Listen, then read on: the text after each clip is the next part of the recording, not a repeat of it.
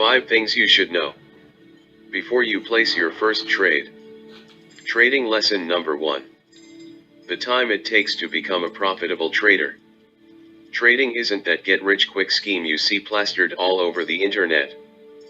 But it's also not something that takes endless years and years to get consistent at. Either way, it does take a bit of time to become a consistently profitable trader. You should expect around 6 months to a year to be enough time to hone your skills, and to test a strategy that you can become confident enough in to trade in most conditions.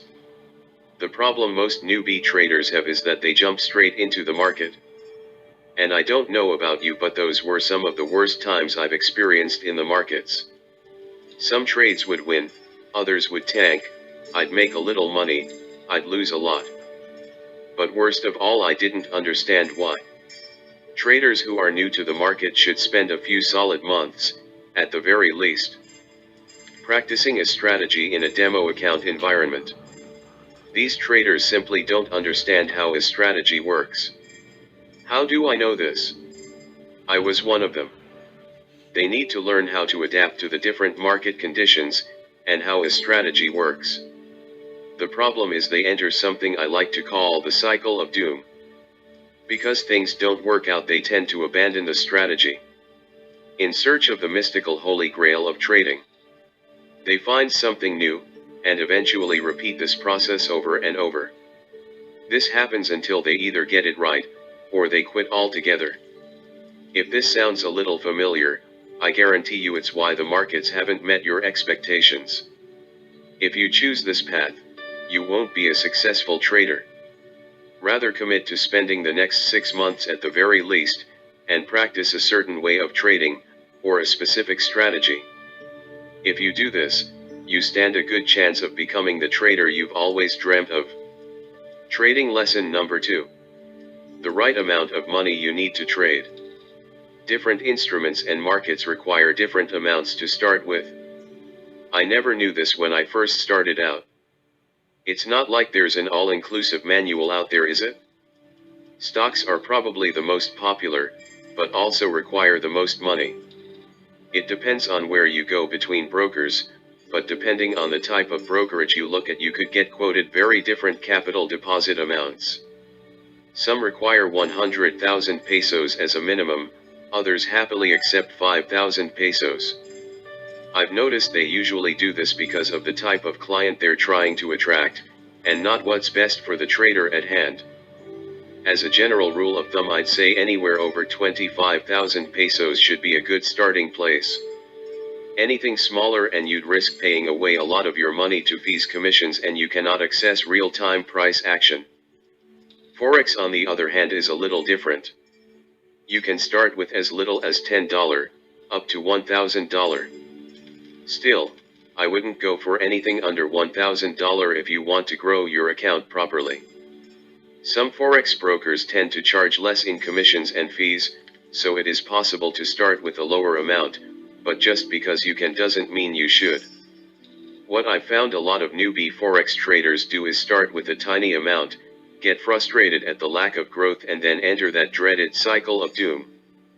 They start breaking all sorts of rules, trade positions far bigger than they should, gear themselves to the hilt, and eventually blow their accounts. Don't do this. If you're looking to trade Forex, start with at least $1,000, less is really not recommended. Derivatives is its own ball game entirely. Most brokers look for 5,000 pesos as a minimum deposit amount, but the same applies as above. Fees on these types of accounts can destroy your account if you are not careful or vigilant.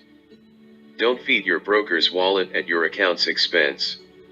Trading lesson number 3. Expectations. This was one of the biggest lessons I learned. Hollywood paints the super unrealistic portrayal of what trading the market is really all about. Fast cars, fast drugs, and even faster women. That's what Hollywood wants you to believe anyway. Just take a look at some of these movies to see what I'm talking about. What I expected to make and what actually happened were two different things entirely. I didn't understand the mechanics of trading, and my expectations suffered because of it. Most traders chase huge profits and bet big in order to get them. However, new traders should only risk 1% or 2% of their account on a trade. That means that if you lose a number of trades, you only lose a small portion of your portfolio. And trust me when I say it's going to happen more than you think. Think about it like this. Risking 1% per trade, traders could make between 10% and 30% a month. Don't get me wrong though. There'll be losing months as well, and some months that could even topple 30%. But I'd say if you're averaging out at 20% a month, you can consider yourself a fantastic trader. Depending on how much you have funded in your account, that should give you an idea of how much money you can make trading the market. One thing new traders don't take into account is that the more capital you have, typically the lower the percentage return. It's easier to make high percentage returns on small amounts of capital than it is to make the same return on large amounts of capital. You need to remember that these figures are based on hours of backtesting, hard work, and time spent on a solid methodology or strategy. It'll more than likely take months to even a year or two, if you're serious, to get anywhere near as good as what I've mentioned above. Trading lesson number 4. The trading obstacles no one tells you about. There are tons of obstacles when you start trading. Most of them are knowledge-based though.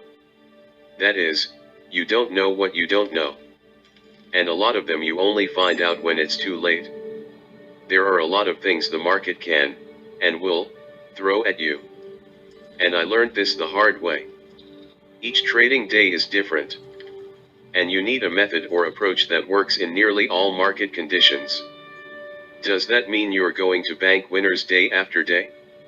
Of course not. Expectations, remember?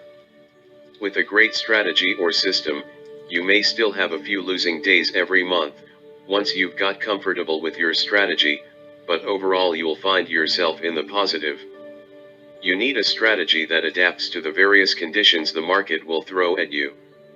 Typically, this means you'll want to avoid overly complex systems, which contain or rely on tons of indicators, or those that require constant streams of research. One of the obstacles most traders are completely oblivious to, or are simply just not aware of, are the psychological ones. Trading is about mastering yourself, more than it is about mastering the market.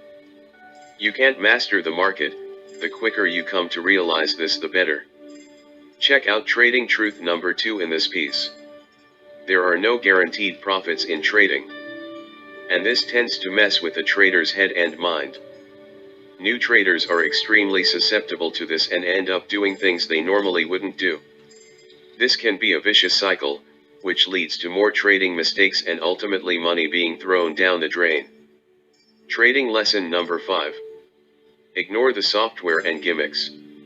If I had $1 for every magic system, or holy indicator out there, I wouldn't need to trade at all. I'd be a millionaire.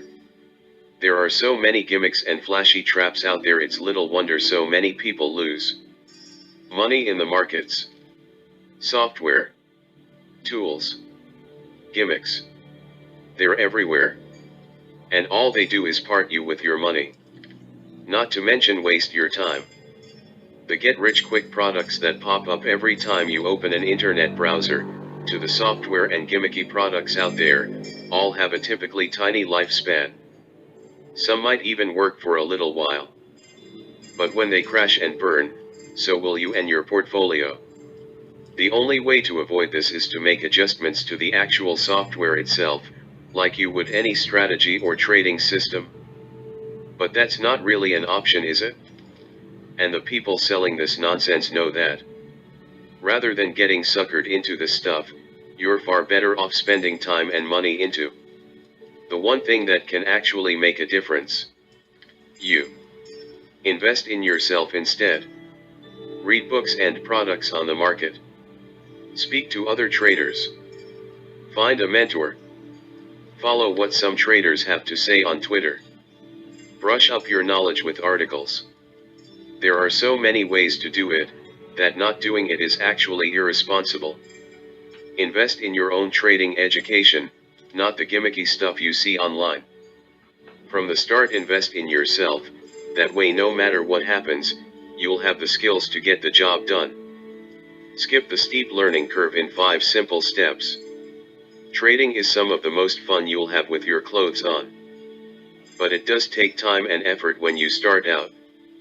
There are some things I learned the hard way when I started out, and that's why I've shown them to you today. So you don't have to make the same mistakes. Remember, it takes time to become a profitable trader. Trade with the right amount of money when you start. Manage your expectations. Avoid the trading obstacles no one tells you about. Ignore the software and gimmicks, invest in yourself. Avoid these 5 newbie mistakes and you'll accelerate your trading potential. Please like, share and subscribe. Next week topic: the 7 deadly trading sins and how to atone. Until next week, this is the Market Navigator.